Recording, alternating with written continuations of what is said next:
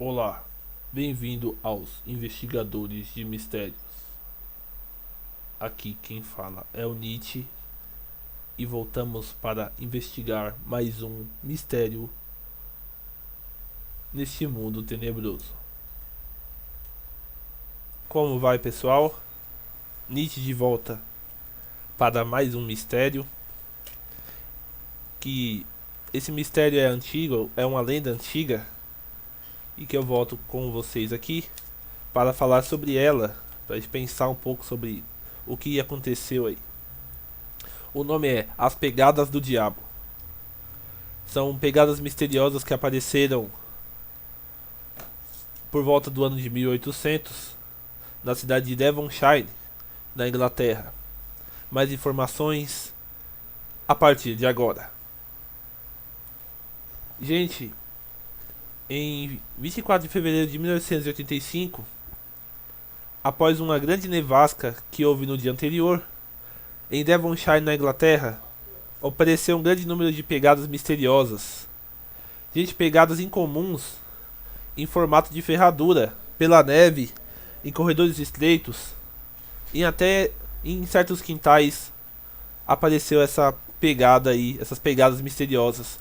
Alguns dizem que percorreu por volta de 150 quilômetros de pegadas pela cidade e pelas cidades que estão perto. Gente, esse nome foi dado, Pegadas do Diabo, pelo fato de, na época, eles não conseguirem associar isso a mais nada, só ao próprio capiroto. Agora, vamos falar um pouco sobre as pegadas, né? As pegadas indicavam que era um bípede, porque um quadrúpede, ou seja, bípede, um ser de duas patas, um ser que anda sobre duas patas, e um quadrúpede, um ser que anda sobre quatro patas, afirmava que era um. Quem olhava afirmava que era um bípede, porque as pegadas se distanciavam bem pouco umas das outras, ou seja, ele sabia andar em duas pernas e ele andava em duas pernas, seja lá o que era. E a distância entre uma e a outra era por volta de 3,5 a 6,5 de centímetros de largura. E andava em zigue-zague em alguns casos, gente. Foi noticiado no dia 16 de fevereiro, o jornal The Times noticiou o assunto, né? Eu vou ler o que sobrou, eu acho, daquela época, que foi o que eu consegui pesquisar aqui, né, gente? Na verdade não vou ler, vou tentar resumir aqui que um grande número de pegadas foi achado, né? De descrição misteriosa e que alguns supersticiosos alegam que foi Satã, ou seja, Satanás em pessoa, o capiroto em pessoa que veio e andou sobre a nevasca naquele dia. E um grande rebuliço se alastrou pelas cidades e pelas classes sociais. Leva a conta o fato que vem sendo descartado pelas igrejas, pelas pessoas que estudam o caso. Então, gente, apareceu em telhados, apareceu em corredores estreitos de casa, apareceu em ruas, apareceu em vários lugares quase impossíveis para uma pessoa normal conseguir passar. Para uma pessoa normal conseguir fazer esse caminho, né? Sem contar que, vamos parar para pensar um pouco, é uma nevasca. Na neve normal já é quase difícil de andar. Depende do nível de neve que tiver. Seu como é que eu vou explicar aqui? Eu me confundi, gente. Depende do nível de neve que tiver, a neve chega até o seu joelho. Então para você andar é quase impossível para você andar por longas distâncias, né? Quanto mais para você andar 150 quilômetros, né? E um fato que foi mais marcante, principalmente nessa teoria, foi o fato de que foi encontrado em vários lugares, o que leva a crer que foi um único bicho, ou um único ser, ou um único alguma coisa que saiu fazendo e sair por aí. E, na minha opinião, eu achei um mistério muito interessante e resolvi trazer pra vocês aí. Gente, o reverendo Henry Thomas Elacombe, ele juntou todos os relatos que ele podia, desenho, relatos, cartas, tudo aquilo, e ele juntou tudo numa coisa só. E foi ele que deixou esse trabalho, como eu posso dizer, essa lenda famosa. Porque foi ele que juntou tudo aquilo, acho que ele queria tanto saber a verdade quanto a gente, né? Ou o povo daquela época. E ele resolveu investigar e saber se aquilo era realmente verdade ou não, né, gente? É um negócio complicado aí. Agora vamos falar das possíveis explicações, que foi o que eu vi de alguns grandes estudiosos aí desse fenômeno. Algumas situações são muito espatafúrdias, gente. Então eu peço desculpa aí se você não concorda com algumas delas, mas vamos lá. A primeira aí, pra mim, na minha opinião, é a pior de todas. É a que é de um balão, cara. Essa teoria foi sugerida por Jeffrey Russellwood, que um balão experimental que foi lançado sem querer perto dessa cidade tinha deixado marcas e que ao final eles abafaram o caso porque acabaram quebrando alguns reservatórios, janelas e acabou causando um acidente mais pra frente. Então eles preferiram abafar o caso. A segunda grande teoria, essa teoria foi feita por Joe Nickel, que estudou o caso um pouco mais a fundo, é que é a histeria coletiva. O que é uma histeria? O povo vê algo, pensa que é e sai falando e o boato percorre por todo mundo e o povo acaba acreditando num negócio que não é verdade.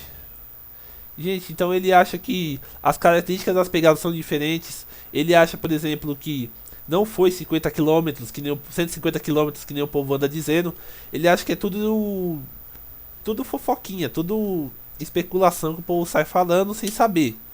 Vamos falar da próxima. Essa teoria não, essa teoria é sobre diversos animais que teriam fugido de um zoológico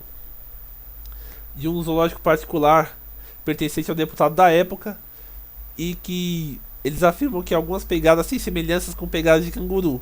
Gente, se eu disse lá em cima que as pegadas parecem com de bichos bípedes, que parecem com ferraduras, óbvio que um canguru não usa ferradura, né? Então não precisa nem dizer. E além do mais, cangurus não conseguem pular numa altura muito alta.